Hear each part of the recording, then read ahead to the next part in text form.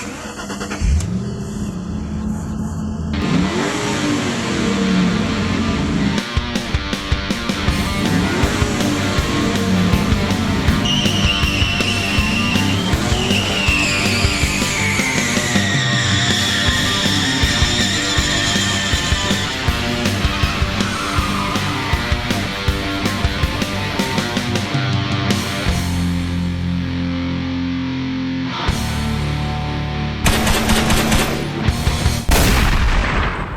ora and welcome to another episode of Project Giddy-Up. Yes, that wonderful, amazing project where we're turning a rather average Mustang into hopefully something really cool that we like to be seen around town doing bad laps on Queen Street and maybe down the middle of Hamilton, and then we'll go all the way to Wellington and it's too cold in Invercargill, but you know what I mean. We want to look cool. It started off as a white machine.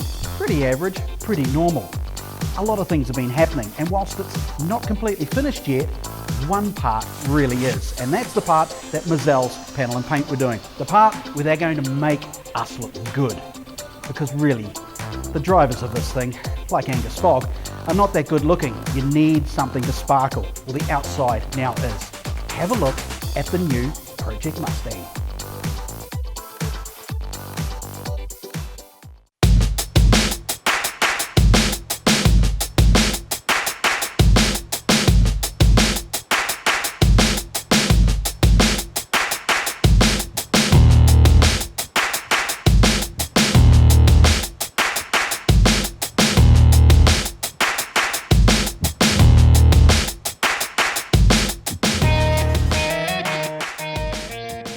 And so here is the man that created all the magic. Steve Neuer, Mazelle's Panel and Paint, made a lot of work, but it does look glorious. We won't give away the colour, it's a secret squirrel. Yep. But it's looking fantastic. Yeah, well, I can't really take the credit for doing all the work either, just quietly. Your boys won't be upset. No, well, they will be if I don't give them credit, but if it wasn't for the boys, the project wouldn't have got done. So there is huge hours gone into this project, and yeah, I did a little bit myself, but nothing like the boys have spent, so it is looking good now. And it was a full job too, wasn't it? It wasn't just a little tickle up. This was a complete strip down and complete repaint.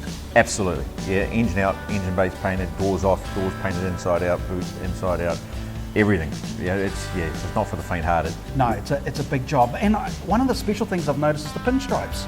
They're not just decals.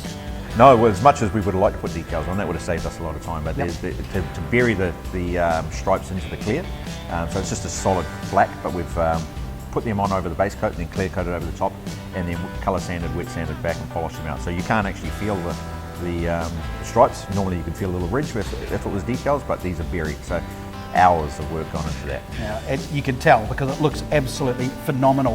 When it came to all the work like the fitment, because you had that, remember originally we had the bonnet in the earlier episode, the bonnet, the spoilers, the side skirts, all sorts of stuff didn't really fit. Was there much cutting and manipulation required, or just little bits but lots of time? Oh, little bits and lots of time. The okay. side skirts weren't long enough. So we've had to trim the guards back a little bit because we couldn't, it's too much a job to cut the fiberglass and try to make all that fit. So we've manipulated, we'll call it manipulated the guards to make them fit and to modify them so they don't fall off. That's the biggest thing. The fiberglass panels didn't have any mounting points to mount to the car, so we've had to create that as well. So hopefully, when Foggy takes it around the track, there ain't parts flying off behind him. So we'll wait and see on that one. Well, what we've got to do is make sure he's by himself. Then parts won't fall off other people's cars? Yeah. Did I say that? I didn't say that. I didn't say that, Foggy. Didn't say it at all. Okay, so you got all the fiberglass. In fact, there's a bit here. So come and have a look at this. If you have a look here, you'd think it came out of the factory like this, but that's part of the fiberglassing work, and you've just made it look fantastic. Yeah. Well, to be fair, these two pieces here, they actually fitted not bad. Okay. So these are a composite plastic, right? Rather than just fiberglass. Oh, even more high tech. Yeah. So it would have been nice if everything was out of this composite plastic. It would have fitted a lot nicer. Okay. But basically, we haven't done too much to these other than just putting in the vents here. But that's how it came, and that's how it's going to fit. Same with this side bit here. Same as on the rear spoiler and the skirts. That's the composite. Okay. The problems we had was with the side skirts, the front bumper, and the bonnet. And that bonnet. And that bonnet. Yeah. That bonnet was, major. When it comes to painting composite plastics, Is it a high-end process compared to doing metal or fiberglass? Because I immediately think plastic, paint fall off.